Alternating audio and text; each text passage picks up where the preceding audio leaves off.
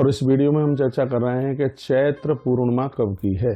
पूजन विधि पूरा टाइम आप सुन लीजिएगा। लोग बड़े कंफ्यूज हो रहे हैं। कोई तो कह रहे हैं कि 12 तारीख की पूर्णिमा है, लोग कह रहे हैं भले ही हनुमान जयंती 12 तारीख की है लेकिन पूर्णिमा 13 तारीख की है।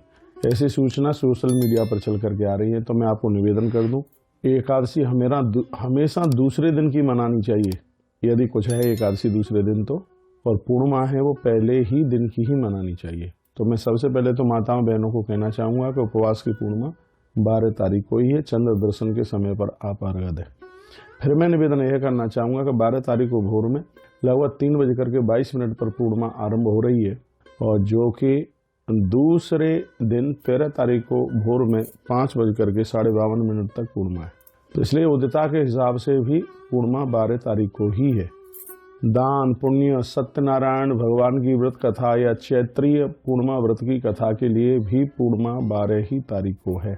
इसलिए चंद्र दर्शन आप 12 तारीख को ही करें।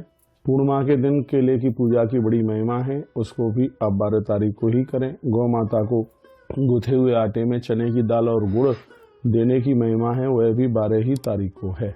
और इसलिए आप 12 अप्रैल को ही आप पूर्णिमा का व्रत करें। हनुमान जयंती भी है उस दिन और पूर्णिमा व्रत भी उसी दिन है। पूर्णिमा के व्रत में सत्यनारायण भगवान की कथा की डेट भी 12 तारीख को ही है। मुहूर्त भी मैंने आपको बता दिया है कि सुबह 3:22 से, यानी देखो बिल्कुल ब्रह्म काल में, ब्रह्म मुहूर्त में पूर्णिमा चल करके आ रही है। और यह पूर्णिमा दूसरे दिन 13 तारीख को भोर में है, वो 5:00 लगभग 52:30 तक है। इसलिए उदिता के हिसाब से भी पूर्णिमा 12 तारीख को ही है। अब की बार चैत्रीय पूर्णिमा को ज़्यादा अपना खास मना लीजिए। एक तो बजरंगबली श्री हनुमत लाल जी की पावन जयंती है। आप उस दिन हनुमान चालीसा के तो पाठ करेंगे ही, हनुमान जी की तो पूजा करेंगे ही, लेकिन इस दिन आप लक्ष्मी नारायण भगवान की भी पूजा कीजिए, जिससे घोर गरीबी का नाश होगा, दरिद्रता समाप्त होगी। चैत्र का महीना बहुत अद्भुत है।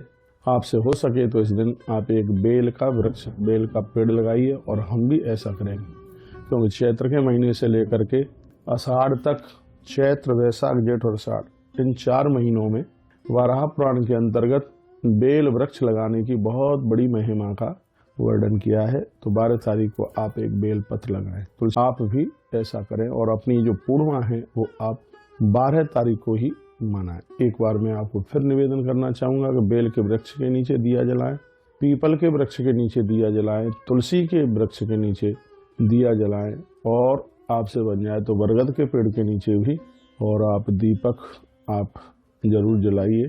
केले के वृक्ष के नीचे भी आप दीपक जलाएं। 5 दिए आप तैयार कर लें।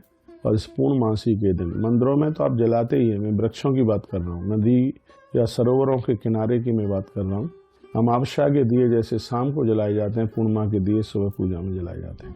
बहुत अद्भुत है। इसमें घी के दिए जलाए जाते हैं। अमावस्या के दिए तिल के होते हैं, सरसों के तेल के होते हैं, लेकिन पूर्णिमा में जो दिए जलाए जाते हैं वो घृत के होते हैं, घी के होते हैं।